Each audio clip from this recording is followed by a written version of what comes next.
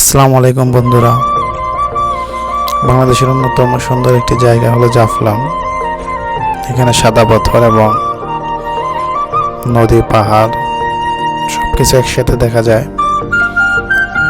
তবে যারা জাফলং আসতে চান তারা একটু বর্ষা মৌসুমে আসার চেষ্টা করবেন, কারণ ওই সময় পানি বেশি থাকে, পাথরগুলো একটু পানিতে ডুবো ডুবো থাকে, সুন্দর লাগে। এখন যদিও পানি কম, তবে শীতকাল, এই সময় একটু পর্যটক বেশি আসে।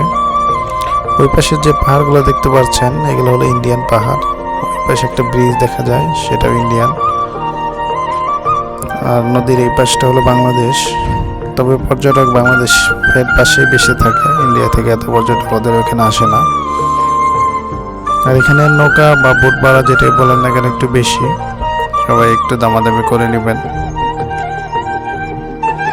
দেখেন পানির নিচে পাথরগুলো কত সুন্দর দেখা যাচ্ছে, পানিটা খুবই স্পষ্ট,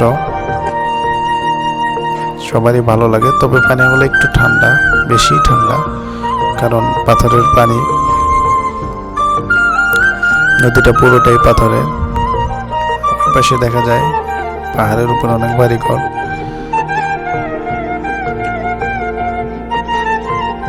একটু জুম করে দেখানোর চেষ্টা করলাম। ধন্যবাদ বন্ধুরা আমাদের সাথে থাকার জন্য। আসসালামু আলাইকুম।